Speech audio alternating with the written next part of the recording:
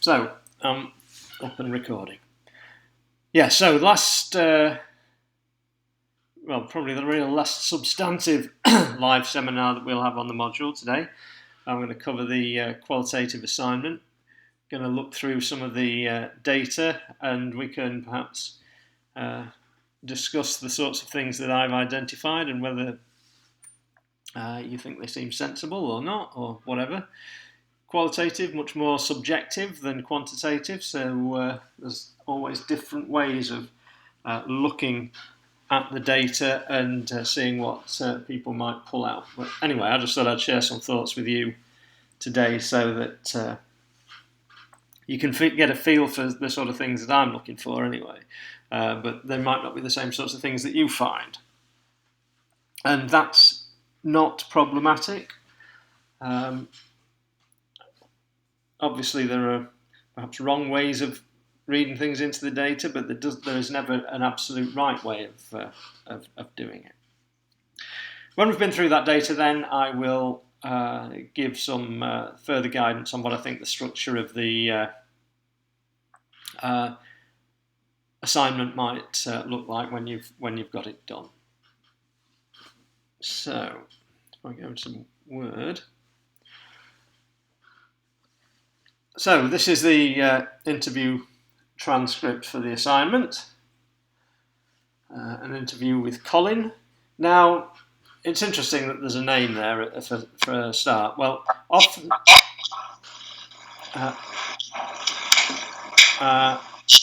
Kate, have you got your microphone on? There's somebody else coming through anyway, I'm not sure if it's you, Kate. Yeah, I think it was, thanks.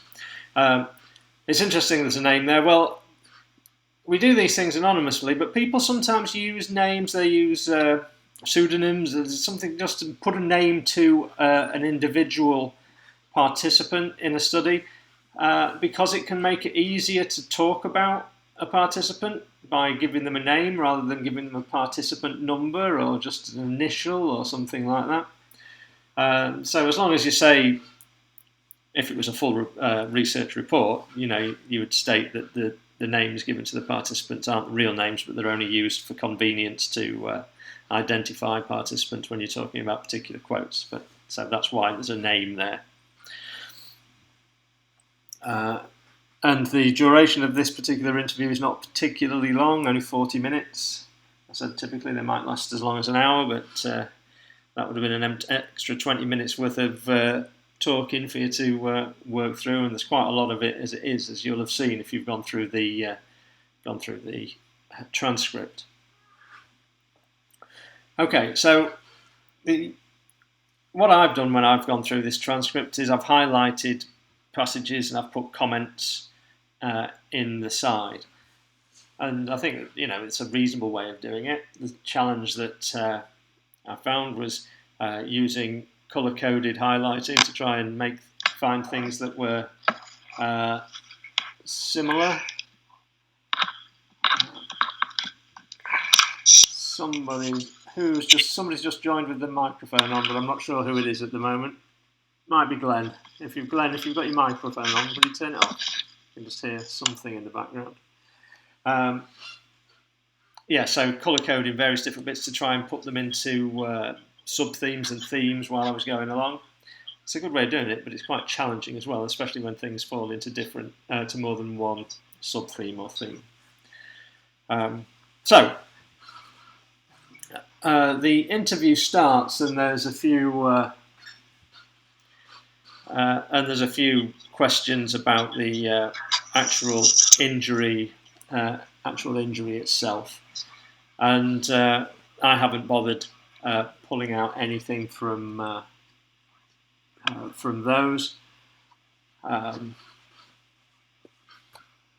You might argue that I should have done, but I don't think that it's really what it's about. Because what we're about, let me just put this out there as well up front, is this is all about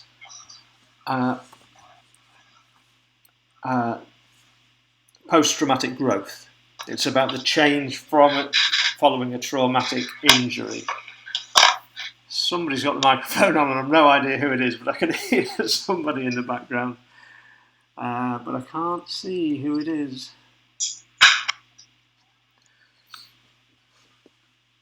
I think it's gone. Yeah, so the whole piece of this research is about traumatic growth. So positive change following a traumatic injury. I didn't think the actual nature of the injury itself, in terms of the research area, was particularly important. But it's just, again, one of these things at the start of the interview, trying to get your participant happy about talking about things and that sort of thing, asking about what happened and when it happened and that sort of thing. But I haven't identified anything in terms of the injury. Now what have I done? Oh. That was clever. I haven't identified anything as far as that goes. So I go through the first page and I haven't got anything until I get into the second page. And the first thing that thing that I thought I identified really was, the emotion of worry. Suddenly started to identify that there was a condition that he had that he didn't know what it was, and he kind of thought he'd be going to hospital and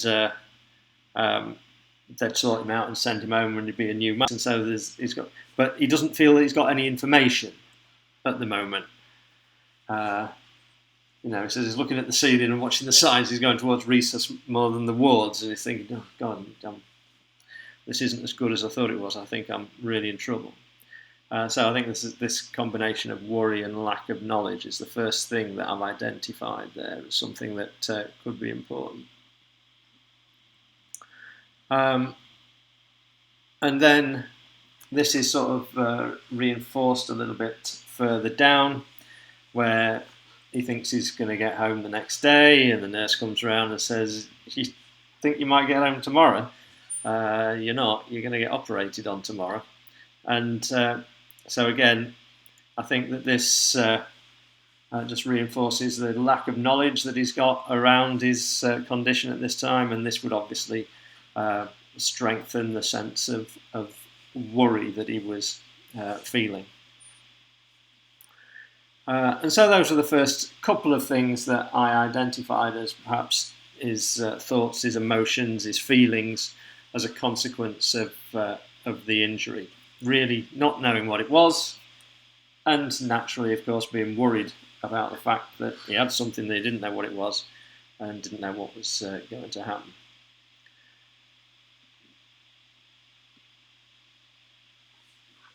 Go down a bit further, and we've got then the idea of the initial treatments and the impact of the initial treatments, or the lack of initial treatments that he had.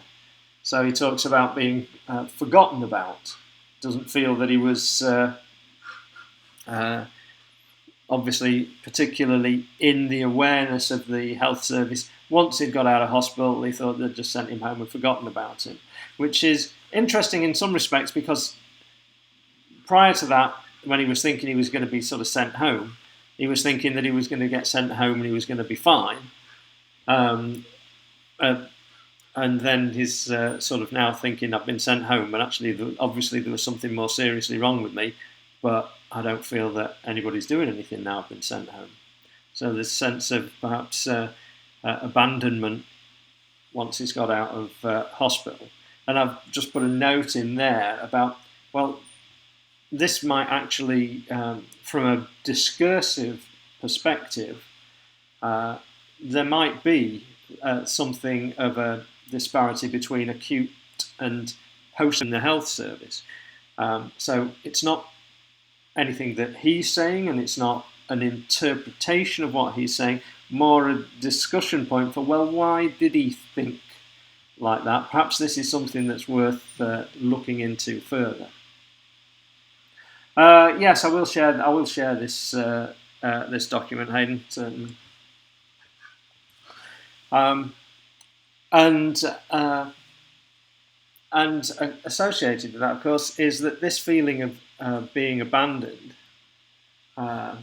could easily impact on his mental health. You know, when you're worried about your health and things like that, and you don't feel anybody's actually there for you, then this could raise his anxiety levels or depression or any other manner of sort of negative impacts on his mental health. So I think that it's quite an important element of his immediate post treatment experience in terms of where he was in his own head and how he was feeling. He didn't feel that he was getting the treatment that perhaps he needed. And then this is perhaps a little bit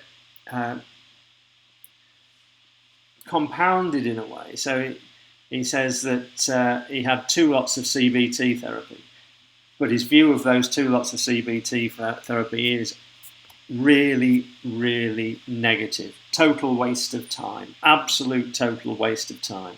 Raised more questions than it produced answers. And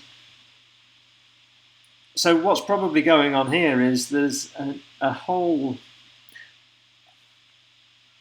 group of different emotions and thoughts going on at the same time. Is worry about his condition, is feeling abandoned because they're not doing anything, and then they're providing CBT, but he's saying, but it's not doing anything. It's like he's obviously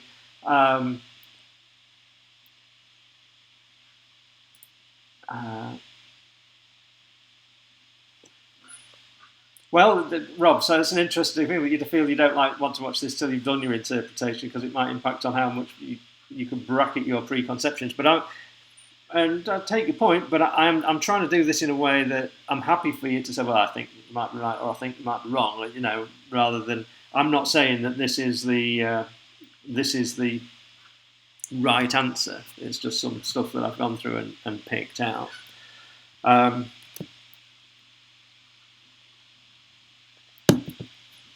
But anyway, so he's in this position. There's all these various different things going on.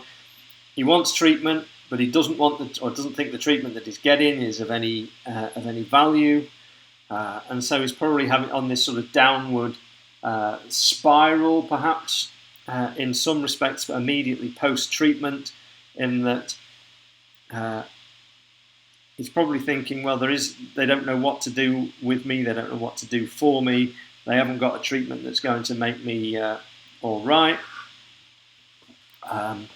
And overlaying all of this, you've probably got senses of anger from him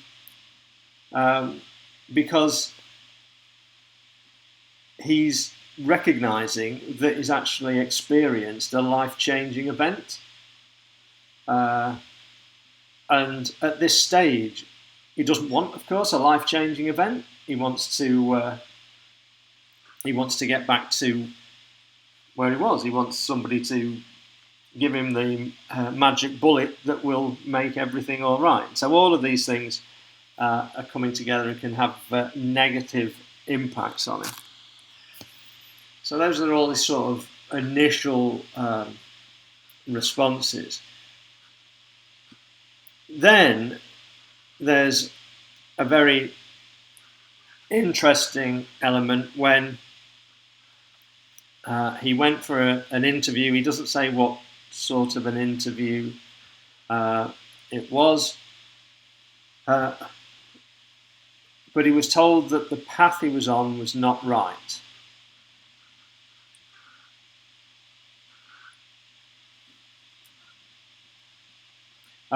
So we haven't got a recording of this interview. But so how can you tell the difference between disappointment and anger? It's difficult to do. It's interpretation. You know, I'm putting an interpretation on there. You might say, well, actually, that's not anger. That's disappointment. And I'm happy to take the point that that's what it could be. As I say, I'm not saying that that's anger, and you've got to say that that's anger, because if you think actually this is what he's got here is sense of disappointment, then I'm more than happy for you to take that particular perspective. I do think this, the path was not right, is important, is an important element though, because this is, if you like, the introduction of the idea of a journey. So this transcript was done in 2018. So it was 9 years after his initial injury. And so this idea of being introduced to this, well, so Norma, could we mention that it's not easy to know if it is disappointment or anger in this assignment? I would sooner you select something to build your story around rather than, because I mean that's one thing, it might be a number of different things that I go through that you might say, well, it might be that, but it might be something else. And I don't want you to have an interpretation that is effectively just, well, it could be one thing, it could be another, we don't really know what it is. I'd far sooner you to say, this is my interpretation of what it is that's being said and how it fits together.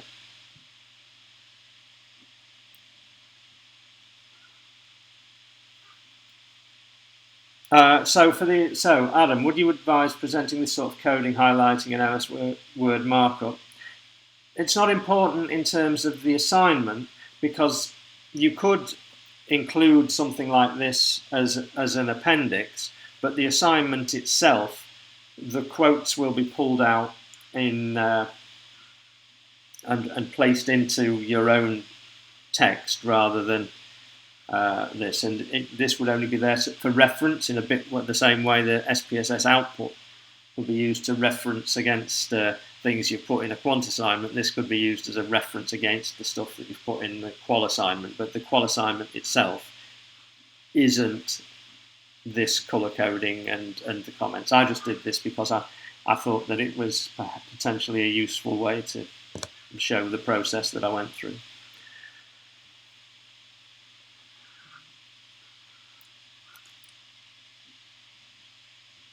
So the assignment's quotes intersect with us talking. Yes, that's effectively the way that it works, and I'll talk a bit more about that later, Mark. The assignment is there's quotes intersected with your interpretation.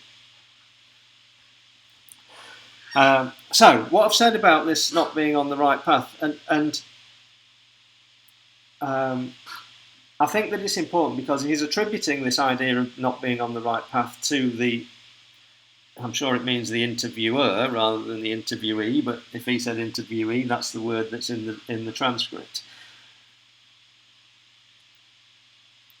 Okay, Kearthy, do we need to write up on concepts, medical terms such as subarachnoid bleed, CVT therapy, etc.? No, you don't. And I will talk a little bit about what I expect you to do in terms of introducing the piece at the start, so you don't need to do stuff on that. So he's talked about this not being on the right path, and he's attributed the comment to the interviewer that they went through, and but I think that it doesn't.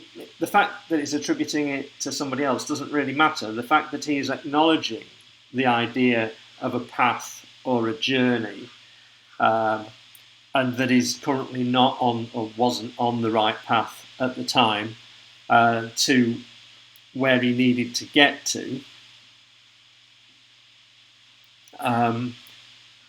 is important, because that's an important element of the transition back to health, is to identify that this is a journey. It's not a question. It's not like going to the dentist with a toothache and they pull the tooth out and the toothache goes away and you're back to where you want to be.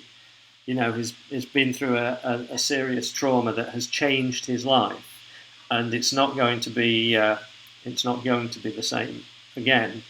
But that he's on a path, and once you recognise that you're on a path, it gives you the opportunity to adjust, to change, to develop to something new. So I think that that's an important element. And it's interesting that he says that was about 2 years ago, which would make it about 7 years after his first had the trauma. So it's a long time until that actually occurred for whatever reason. And I think the interviewer could have gone into that perhaps a little bit more, but they didn't. And so we've only got what we've got to work with. But he identifies that it's important, and he calls it proper help. So the idea that he's on a journey, that he's on a path, and this acknowledgement of that, he recognises as proper help, this sort of change of looking at his situation effectively. He's identifying this as proper help. Although he says it's been really recent, and in terms of those gaps. So yeah, you can certainly mention.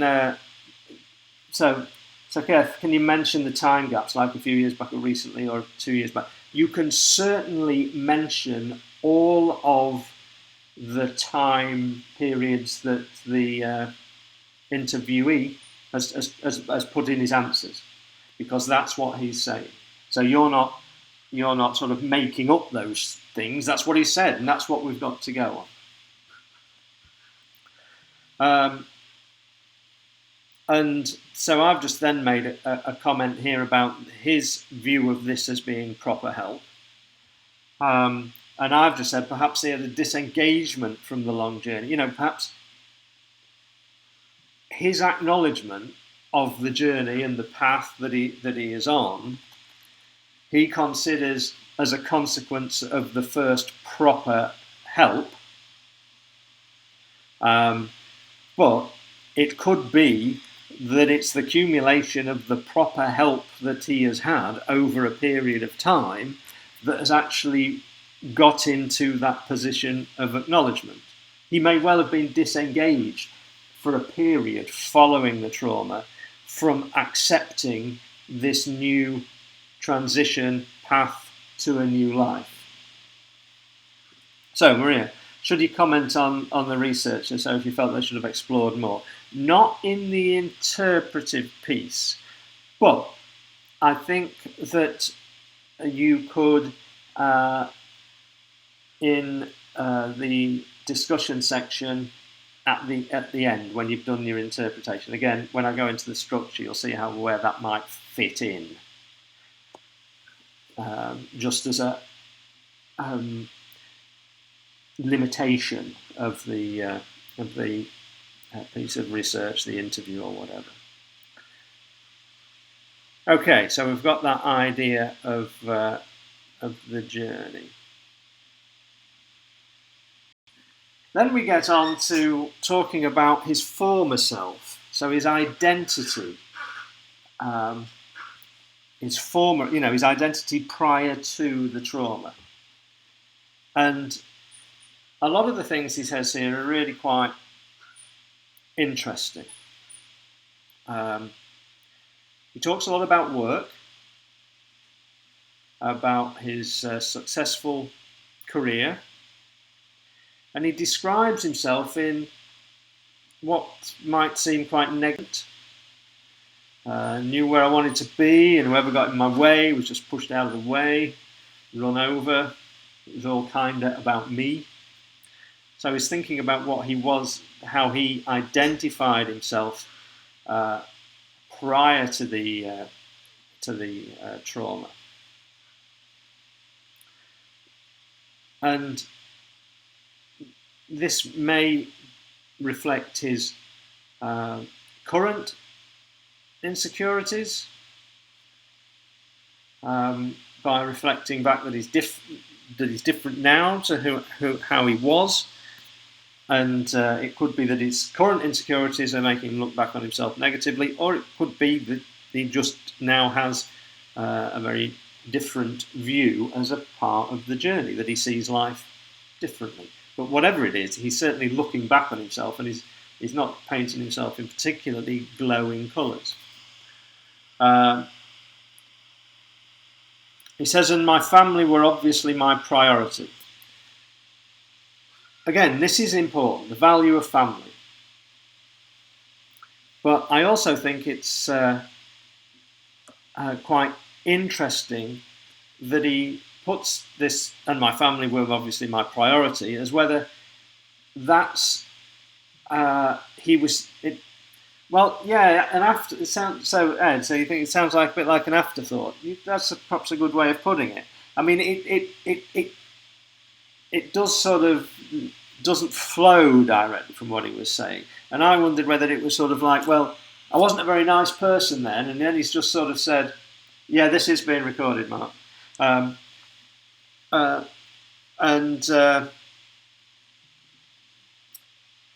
so he was looking back on himself and being fairly negative, and then perhaps he was saying this as sort of like a justification.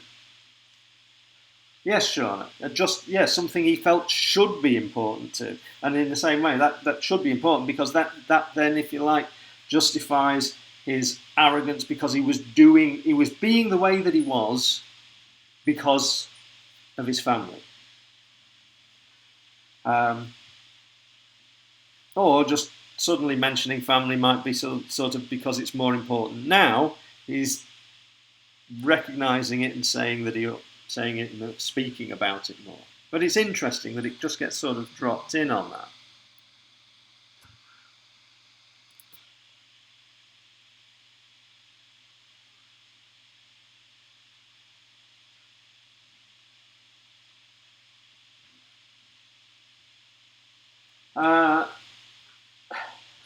So, Kirsten, that's interesting. Would it be taking interpretation too far to think that his negativity could be a way of supporting a narrative of the injury being a positive change?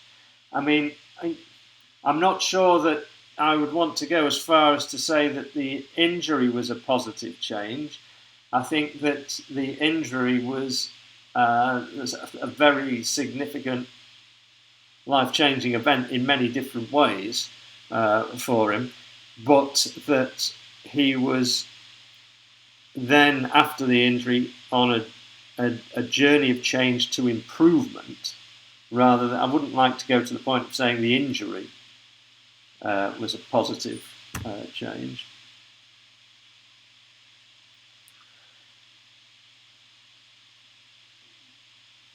Yes, I think, Rob, that this idea of him being the alpha male and that this is now moved in the way that he views himself, and I think that is something that comes out more. And of course, I'm only going through about the first 8 pages of the interview here, and there's a lot more of it where you can see these things. But certainly, again, a negative view here. Lost a lot of friends because of my arrogance. Negative thinking.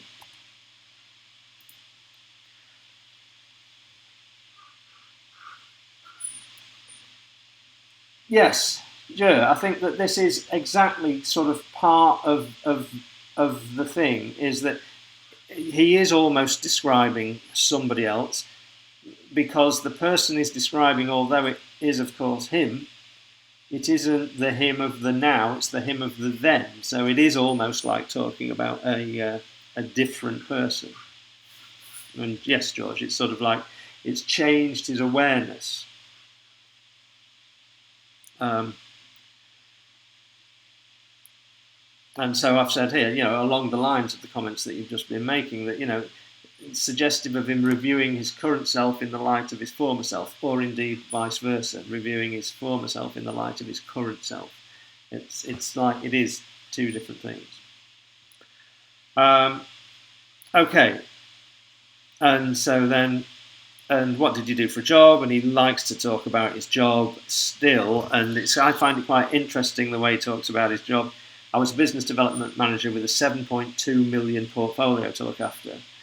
Again, defining himself and his former self as in his job. I quite interested that he used the 7.2 million portfolio. This was a while ago that he did this. Why not just say 7 million?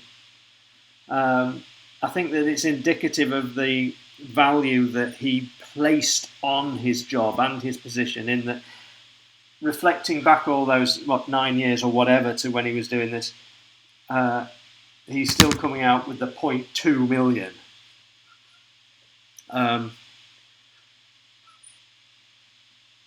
And so let's have a look, Michelle. Could be highlighting the stresses of how unhappy he was in his life, being justified him continuing to provide for his family. This could be a turning point that he has to change. Yeah, could be. It's possible. He could be indicating the amount of pressure that it was putting on him. But I think that now he looks at it differently. Then I think that this was himself. This business development manager with a huge multi-million-pound portfolio was his identity, and he expressed that in arrogant behaviour, and this alpha male view of doing things.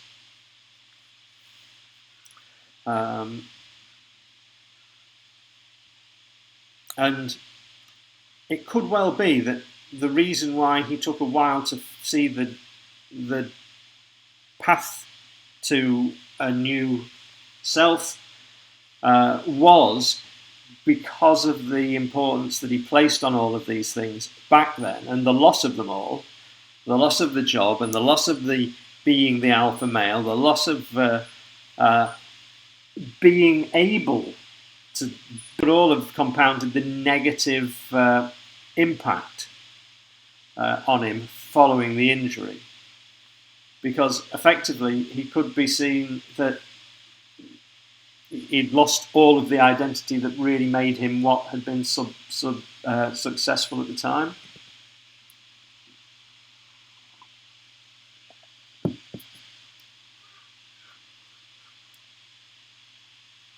Yeah, that's right. Is all about. It's all about the work. It's all about the job. 18 years doing it.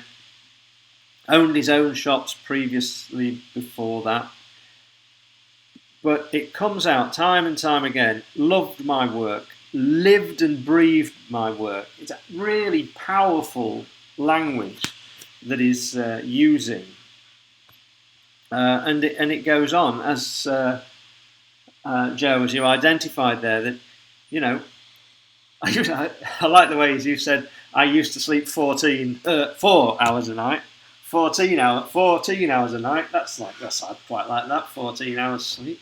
I could do with 14 hours sleep, actually. But yeah, the idea that he loved his work, he lived and breathed his work, he only slept for 4 hours a night. All of these things. This is what he was. And even though it was time ago, he still seems to put a great deal of value on what it was then.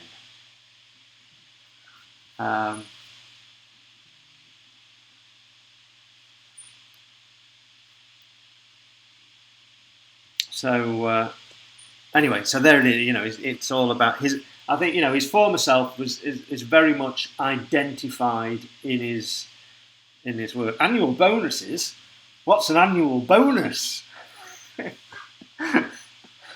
Yeah, don't get any things like that in this line of work. I suppose all you students are my annual bonus, you see. That's the way that we see it. Power, certainly, I think. I think the finance and the provision, I think, is something that he also sees as important. But, yeah, all about this role, this work.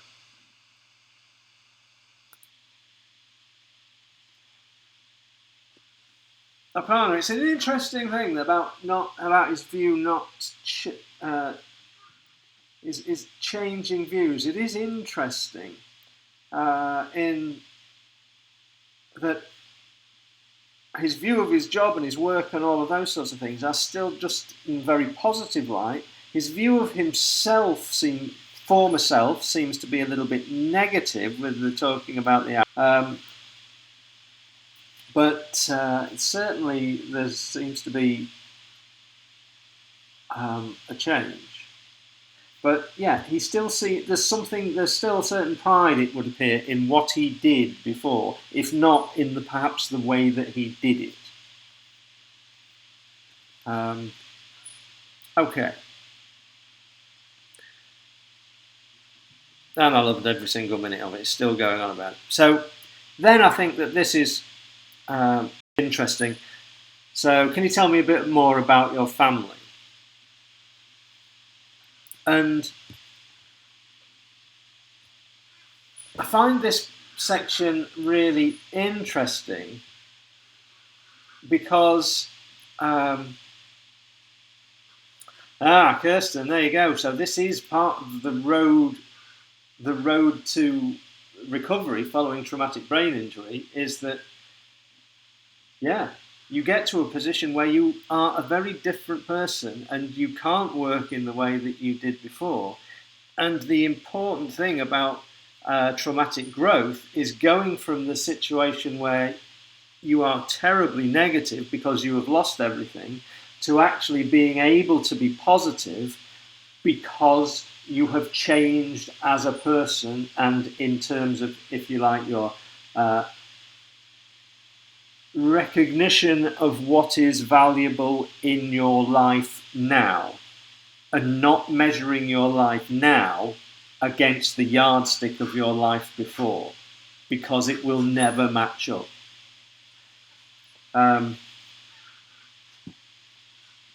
But anyway,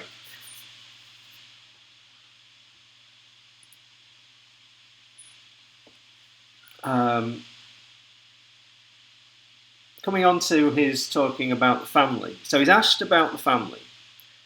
And he says, our family life was really, really good. I've got a great wife. I've got 2 smashing kids. So this is quite nice emphasis. Really, really good. Great wife. Smashing kids.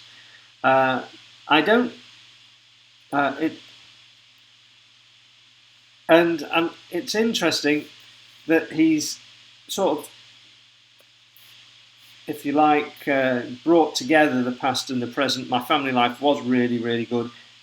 I've got a great wife. I've got 2 smashing kids. It's sort of like there is something that is a continuity through it all. So he's been asked what it was like, and he's talking about what it was like, and of course, and what it still is like. I've got a great wife. I've got 2 smashing kids. It was really, really good before the injury, and then it's all gone to shit afterwards. It's actually, this family thing does seem to have a positive link through others, and so I think that's really good. But I've almost made a comment here about this bit that I've underlined about the family. It's trying to. So where was it? What was the question? Yeah. So what was your life like? And he talks about his work. He has a sentence about his family. Then he's back to his work again. And he keeps going on about his work. And here, I think it's just quite good because here's just an example of the interviewer going back to trying to get him to talk about his family again. But it's difficult because again, and it's interesting how even though he makes a very positive statement about his family, he then even sort of links that, I think, to his work persona. This alpha male.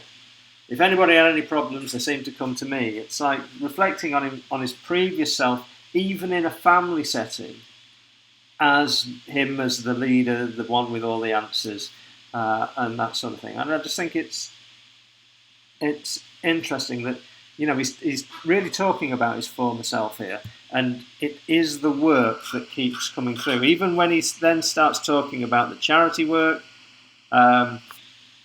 it's all about the running things, the admin, and being in charge and business and community and that sort of thing. Which I do think is interesting. So, and then I was way up here, I was on a pedestal, back there. So, he's very, again, reflecting on his self-confessed arrogance of previous, and I think his sense of pride, as I think somebody in the chat mentioned about it as well, that, he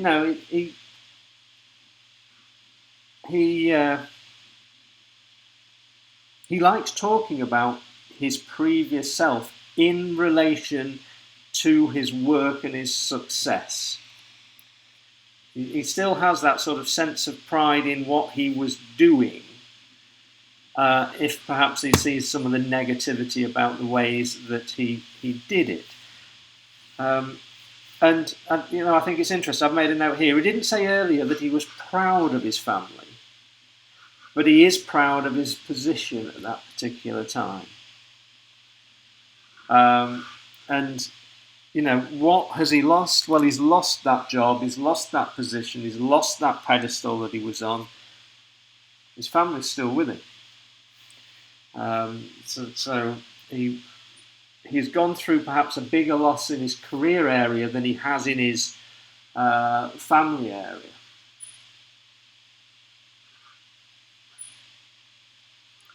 He was, Jay, I think he was absolutely the breadwinner, and I think that's absolutely the way that he wanted it, from the way that he's describing things. But I do find that interesting about his former self in this work role. And okay, so I was on a high, I was in a good place, and then we get into what's your life like now, post injury? We start on the post injury, and I've just made a comment here again and underlined this bit. And this is not the sort of thing that you necessarily put in your report, or that you might in a limitation way, because I feel that the interviewer let his former family life go too easily. I should have an extra row on that too. He kept going back to talking about work. I think the interviewer should have pushed him further about his previous family situation, because we've got very limited information in that bit there about his family. He does, of course, go on to talk about them more, but I just think that it could have been helped along by that bit. Once again, though, he returns to this idea of he's had proper treatment now. And this is something that he seems to find important in terms of his adjustment and his post-traumatic growth. Now, and again, this, I think, just raises this idea of what he means by proper treatment, because he's obviously not an expert and couldn't place any great value judgment on the various different treatments that he may have had over time, but he clearly feels better now. And so I think that because he feels better now, because he's gone down the journey road to where he is now, he is, if you like, attributing that change to a recent part of treatment rather than a combination of treatment over a period of time that has gradually got him down the road to where he is now. And Joe, yes, I'm sure that that's absolutely what he means, is that treatment that is working. But what I'm saying is that he is judging that working on that he feels better now, and so it must be the treatment that he's just had that's done it. It could be accumulation of treatment over the journey period that gets him to where he is now, and rather than there being a magic bullet.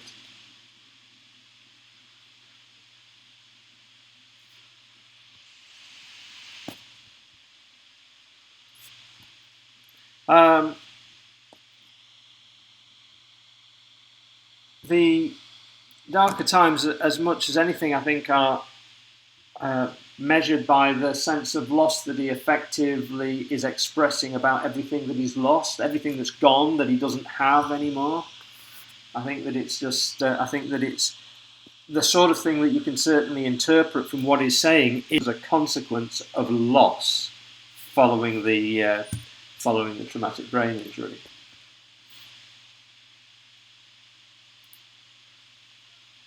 So, Ekram, I'll tell you one thing that's interesting in here.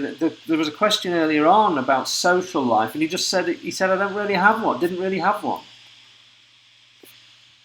Or maybe I haven't got to it yet, but it was very, very limited when he was asked about social elements. And no, I don't think there's anything around the spiritual exactly.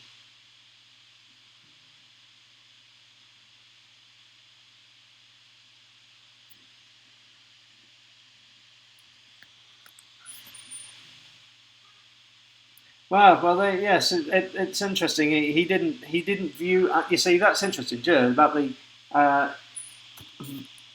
all his charity work. I think, from my reading of it, the charity work that he did because he was this alpha male person who could bring something very special to the party, who could organise, who could manage, who could arrange, who could get these things, and so. I got the feeling from what he was saying about that was not about what the charity did so much, but was more about the fact of what he could do so that the charity could do something. Yes, I think that charity work was, if you like, he was an important person, and so that's why he did it. I could be wrong, but that was the way that I read it. Because, unless I'm mistaken, I don't think he actually said what the charity was, who they helped and how they helped them. And I think that, most people who talk about charities talk about the recipients of the charity work rather than what they do.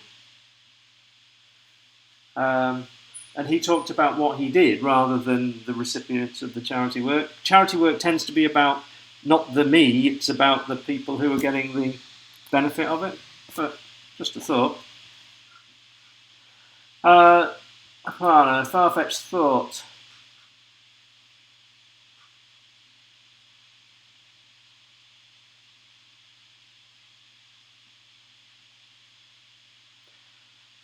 Okay, no, Aparna, so you say, does it look like he didn't want to look vulnerable? Well, I don't think anybody wants to look vulnerable, certainly. He was proud of what he used to do, but now that he is no longer that self, he doesn't want to perhaps admit that he's disappointed. I think that he went through a period of disappointment, as people do, but that we would like to think that this journey is bringing him through to a position where he is accepting of where he is now and happy with where he is now, even though maybe if you were to be able to wave a magic wand and say, would you like to go back to where you were before, he would say yes. And that's not really, if you like, the point of the post-traumatic growth. It's about changing from a position where you are overburdened by loss or frustration or whatever to a position where you have acceptance and satisfaction in your new self. So I don't know as he's particularly hiding anything, but he is a different person now, and I think that that's important.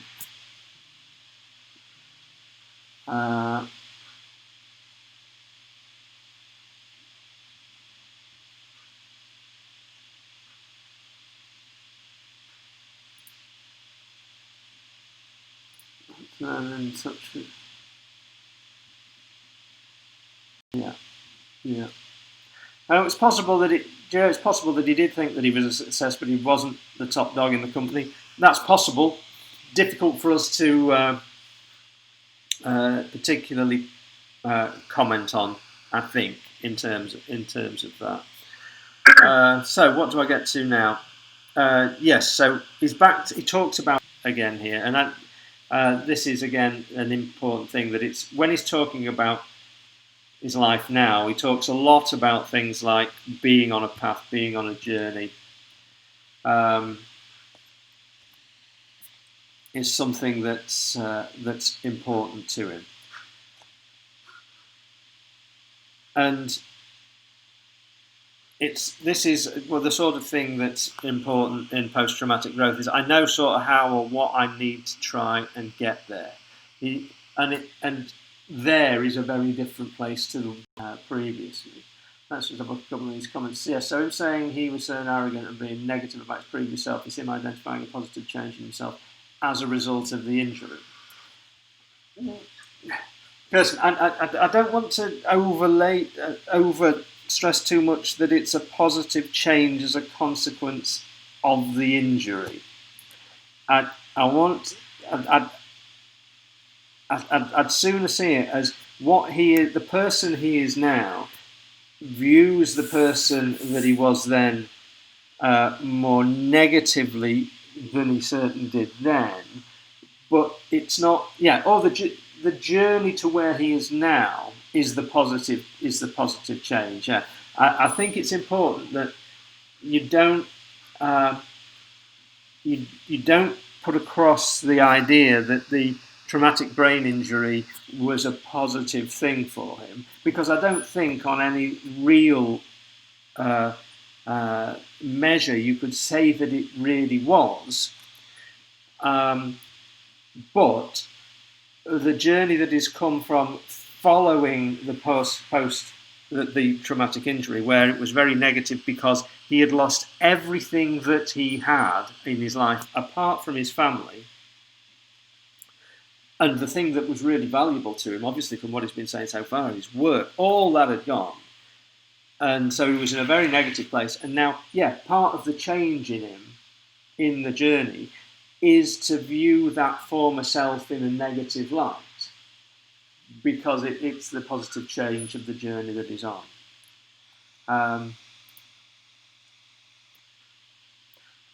Alison, that's an interesting question. I think the two things are I don't know if you can disentangle them, because the reason that he's had the self-reflection and his circumstances are completely different are only a consequence of the injury and nothing else. And so the two are so intertwined with one another that it's difficult to really identify. But the one thing that I suppose that we can say is that the injury produced the change that led to the importance of self-reflection and thinking about his life in a different way.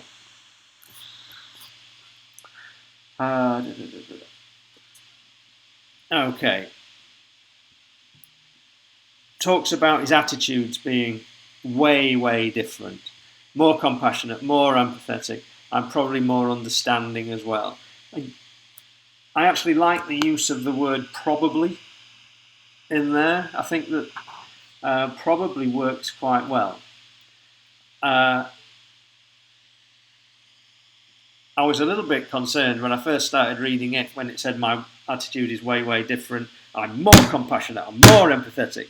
And it's almost like, bloody hell, you're being arrogant about your compassion and empathy if you're not bloody careful the way you're talking there.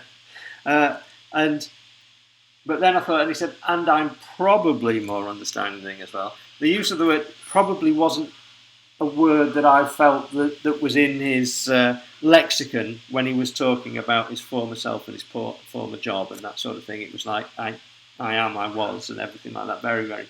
And it did seem to have that arrogant element to it. Michelle, I'll talk a little bit about referencing when I go on to the next bit in a minute. God, it's nearly 6 o'clock already.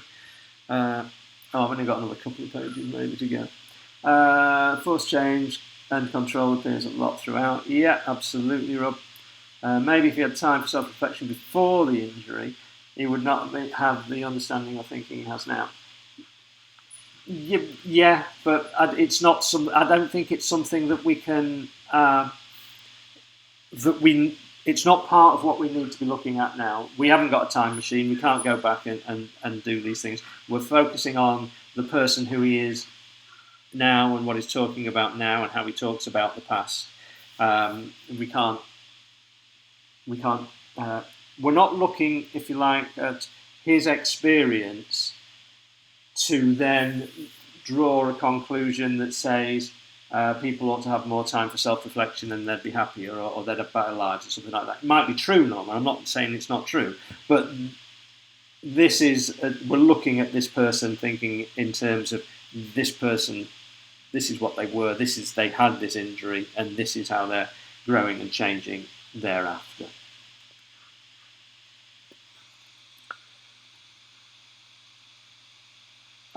Absolutely, George. There isn't a final full stop tick job done.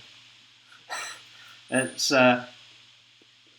this whole thing really is about the continuing change and continuing reevaluation.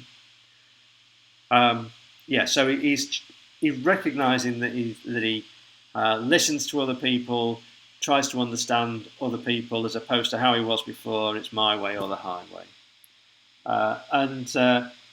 So I've just made a note saying, attitude is a big part of recovery. And there does seem to be change from the arrogant former self. And this is, again, partly reflected in not only how he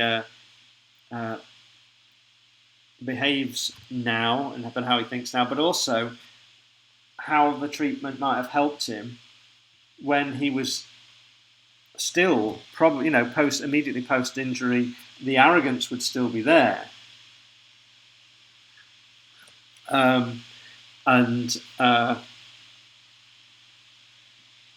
that's had to sort of be stripped away a bit. Michelle, I don't think you've probably got enough words to have a reflective model into this particular assignment. There's normally a reflective piece in a qualitative report, but as this isn't a full report, you might find room for a little bit, but perhaps not much, just based on the length of this report. You make a very good point, Michelle, about him saying that he doesn't care about what other people say anymore. Now, where has he said that yet, or is that something that's coming up? I think it's coming up. Anyway, gets back to talking about his family now, and I think that the way he talks about his family now is much more self-aware. When he talked about his family previously, what was your family life like? Great wife, cracking kids. But now he's actually thinking about behaviour and attitudes and things like that. I didn't treat her badly, but I took her for granted. She's my wife, she's going to be there, and she's going to be there to support me no matter what.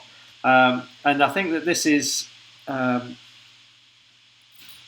interesting change when he starts talking about his family here, that he's thinking about them in a different light, as opposed to almost like they were possessions when he spoke about them earlier. I've got a great wife, I've got smashing kids.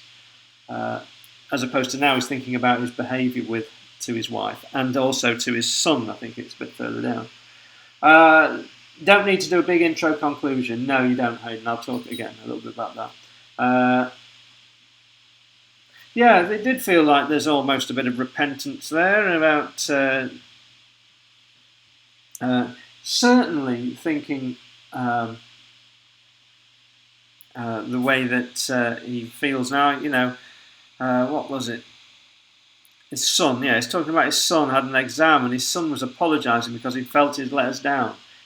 And he was reflecting on what kind of person does that make me? It's sort of like recognising that, bloody hell, my son, who obviously you want to support your children and your wife, your family, and all of these sorts of things, but actually that's not the kind of relationship that there was there, that his son felt he was letting him down.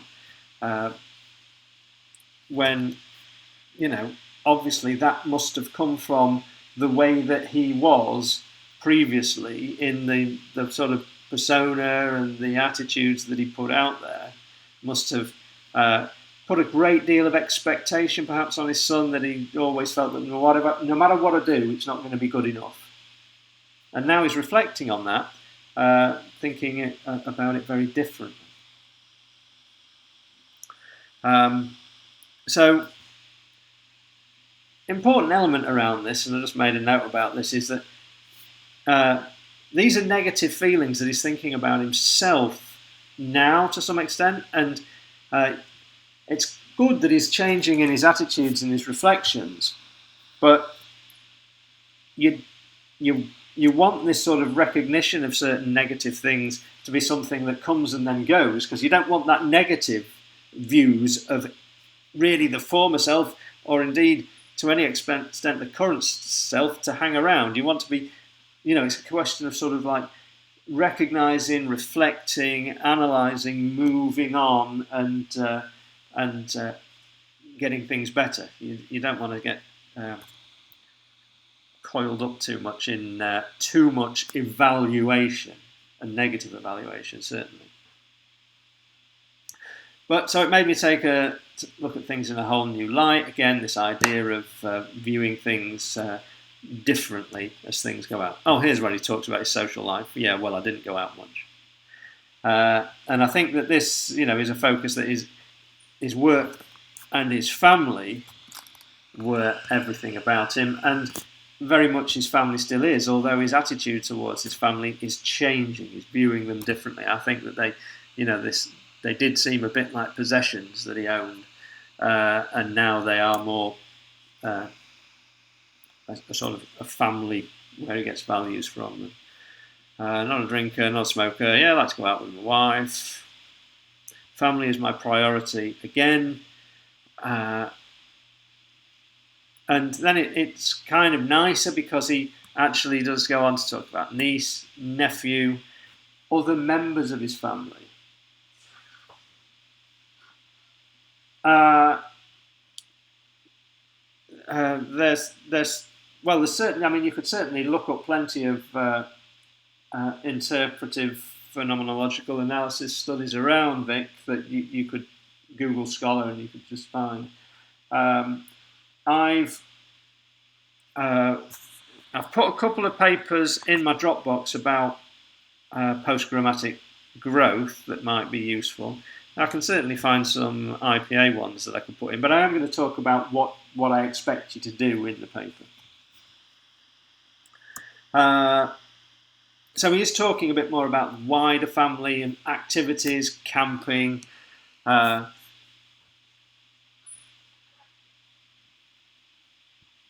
Again, it's like I know this sounds silly, really stupid, but I felt I had an image to live up to. And I think that this is quite interesting, and he's talking about himself, and he's looking back at his former self and saying, I felt I had an image to live up to. And that was his self-concept. Then he had this image that he was living up to all the time then. And he's now reconsidering his self-concept. He's thinking about himself in different ways. And I think that it's a lot of this, he recognises what he was like pre-injury. But being able to recognise this and to think about being different is also interesting in terms of his change, his shift over. Now, and somebody mentioned this earlier about him saying that he said he doesn't care about what people think now, and that's what he said. And now, to be honest, I don't give a what anyone thinks anymore. And I think that that's quite an interesting statement, because on the one hand, you could look at it as being relaxed and chilled and self-effacing almost.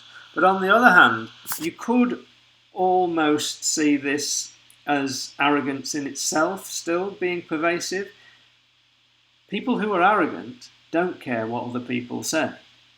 People who are incredibly humble tend not to care what people say, but for very, very different reasons. People who are arrogant because they don't care, because they don't think the other person's got anything to say of any value. Humble people because they always consider that the other person's point of view is of value, and so they don't care what anybody else thinks because it's helpful to them to help them understand. And so it could be that he's much more humble. It could be that he's still got arrogance within him. It's just he is very different in the way that he accepts the life that he has. Could be self-defense mechanism, Sarah. Yeah. What have we got here? Family stuff again.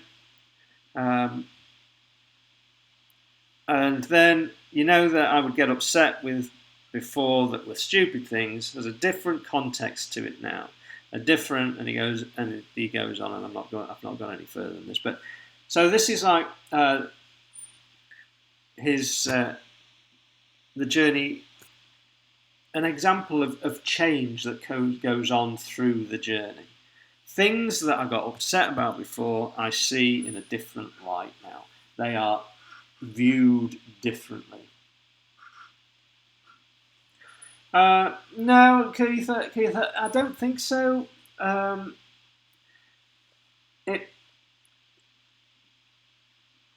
It could have been done, but it would have made a very, very different piece, really, because we're very much focusing on how did you see where you were and how do you see where you are now.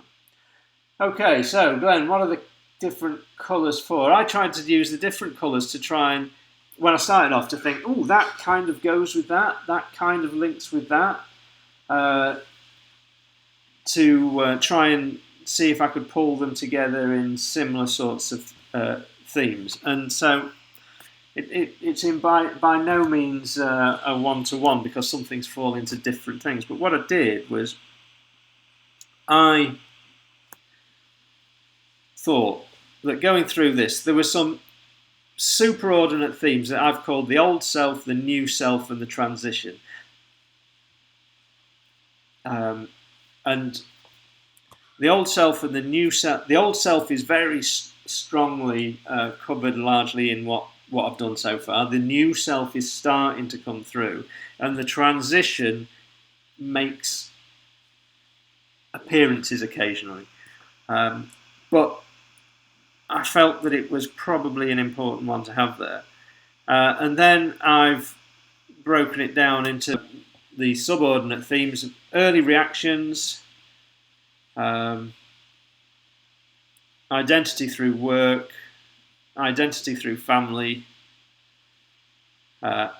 attitudes, self-awareness, and the journey, which is very similar to, in many respects, the transition that I had in the superordinate themes. And then I've dragged out of all the bits that I've underlined and colour-coded. And then I've tried to put it together in some kind of a thematic map. And now I've just got one superordinate, sort of real big theme of post-traumatic growth, and I'm not really happy with the way that I've got this, but post-traumatic growth, because it's kind of like the journey from the old self to the new self almost, or they both, I'm not quite sure how it fits together, because I haven't really got the journey somehow in there. The journey is sort of these lines, but anyway, it works for just to try and say that I've done this, and I did do it fairly quickly, and I'm not absolutely happy with it because I don't feel that I've got the journey in there enough in this thematic map. But post-traumatic growth is the overall thing, from the old self to the new self. The old self, I think, in what we've got here, is identified through their identity, through work and their attitudes. The new self, I think, is there's more of an identity through family, attitudes, and also this growing self-awareness. But, you know, it could be the reason I've used post-traumatic growth is because it's kind of that's what's used in the literature as a term. You can use any diagram you like. I've done it like this because it's typical of the way that you might see thematic maps. Basically, starting with smaller things at the bottom, up to bigger themes, and then perhaps one overall thing. But feel free to do it how you think best gets the message across. I only did it as an example.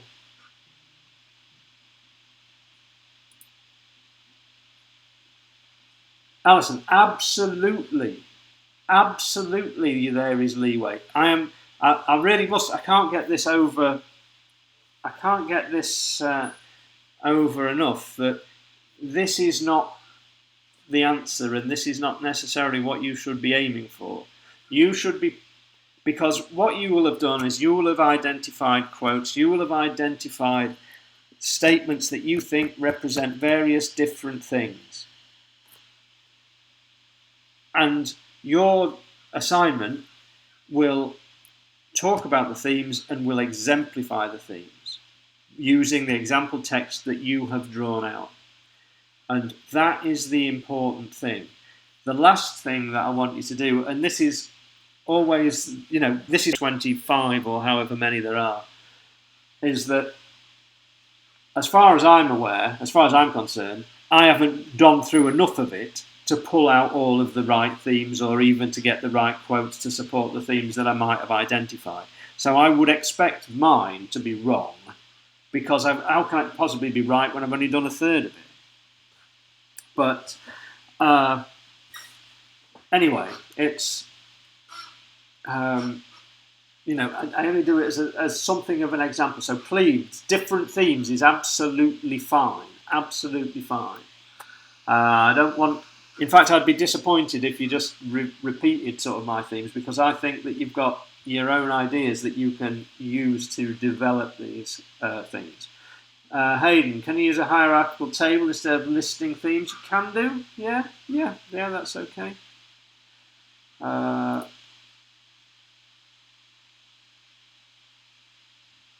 Okay, so Hayden shared a link to a paper there that could be useful to you.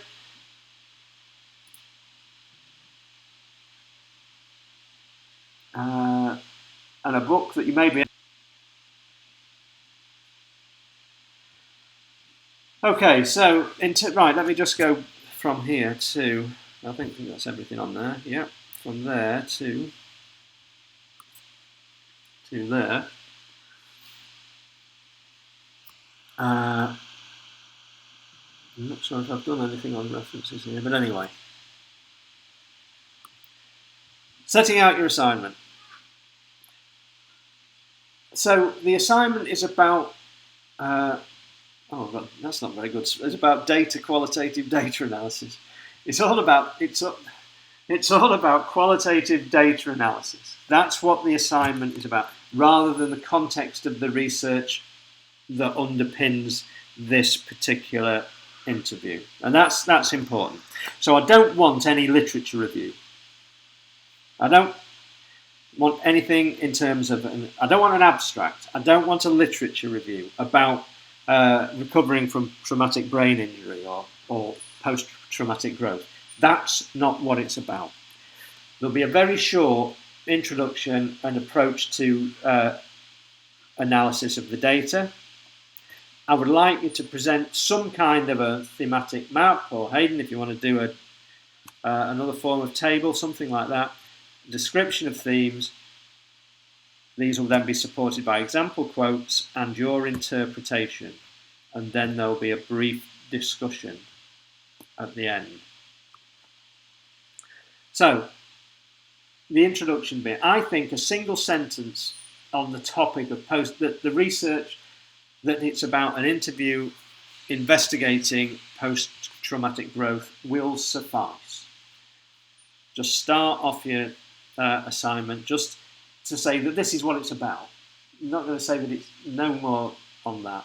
But then you could go more into the data will be analysed using IPA. And then you can talk about the goals of IPA, the description of how it works, the process of how it works. So the reading through the notes, the reading without notes, the making notes, the developing links and themes, the development of interpretations, superordinate themes, creating a thematic map. I'm sure that you will find in many different places some very nice summaries about the process of IPA data analysis. And it's just good to include one just that this is what I'm doing, this is the process that I'm going to be going through. And I think it's good for two reasons. One, because it's useful just to have it here for me to show that you've gone out and found this is the way that I'm going to do it. I mean, I have talked through it in other sessions, but this is the way that I'm going to do it. But also, I think it's good for you to put down, this is the way I'm going to do it, because then you can go and do it in that way. You know, you can't sort of set out your approach different and justify it. So you set out your approach to IPA and what you're going to do, and then you do it. But it can still be fairly short, this bit. The main body. Thematic map. Now, typically in journals, you see thematic maps late on. Maria, so what I want you to do is report how you're going to treat the data to come out with themes. So in the previous bit, so this bit, this is an approach to the analysis. I want you to talk through the process that you will use to actually arrive at themes and and that sort of thing. So I don't want you to sort of indicate that you were looking for these themes here. What you're talking about is the process that you go through and then you end up with your themes. That's good, Sarah. Flower's book is available online, so that could be helpful for you.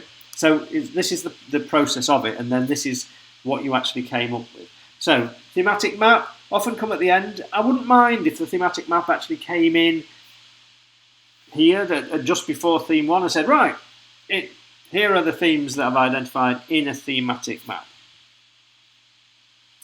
And then you need to present the theme name, you need to describe what the theme is, present example quotes from the text that are really good examples that support that theme. I've been marking a thesis today that didn't use IPA, it used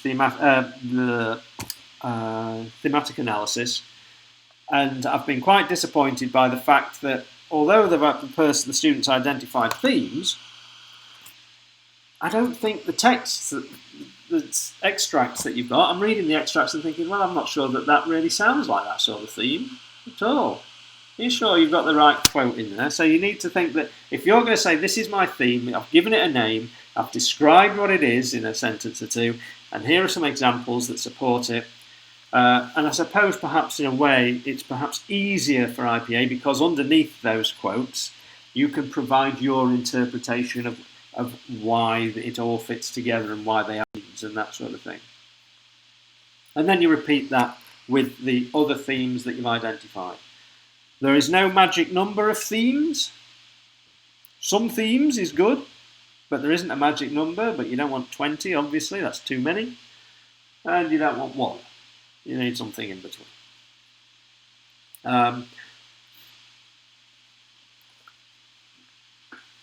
Then I think that you can summarize by, if you've got a superordinate theme or 2 superordinate themes, you should then describe how the themes that you've just been talking through come together to actually support the identification of this superordinate theme or themes.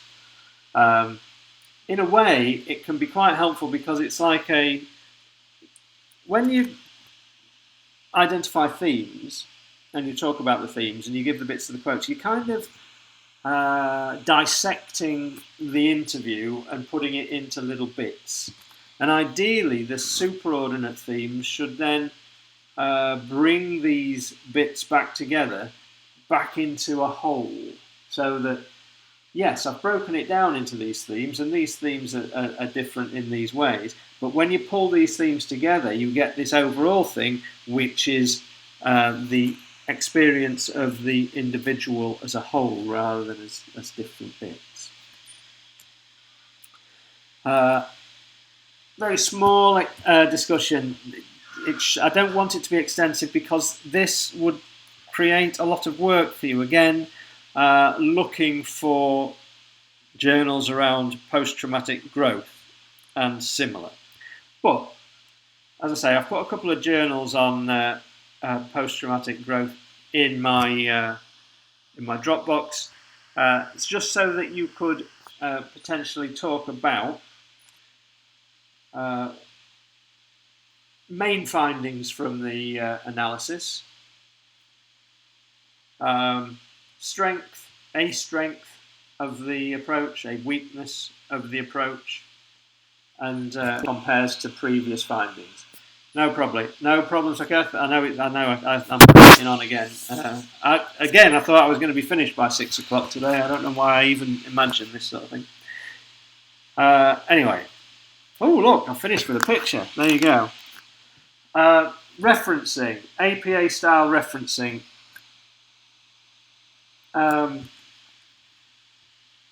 Is key. I think the only thing that you really need to know about APA style here is referencing. APA style referencing. I'll put something on Blackboard as to how to reference in APA style. Oh, I see. You're logged out for something else. That's all right. And fine by me. Okay. So that's everything for today. Now, at the moment, the way I see things next week, I don't plan on doing a live seminar on Wednesday, but if people got back to me and said that you wanted one just for a Q&A or whatever, then I'm more than happy to do one. But I kind of hope that I've maybe covered everything. I mean, it's the last week, officially the last week next week. You've got all the stuff on the assignments. I was going to do a live seminar next Friday evening as a bit of a roundup, and really, as much as anything, what I'd like you to do for next Friday is I'd like you to think about feedback in terms of what went well, what didn't go well. We don't have to talk about the IT situation, that's a bit of a given. But I would very much welcome an opportunity just to have something of a chat with you about the module, and as much as anything for future cohorts, because you are the first that have gone through it, and I'm always interested in feedback. Okay, that's everything for today, though. It's 6:30. No, it's 6:25. It's been a long session. Hopefully you found that very useful. As always, I'm happy to take questions through email, and of course the discussion board is back up and running, so you can stick things in there. As it is, have a nice weekend, and I will see you all soon. Bye now.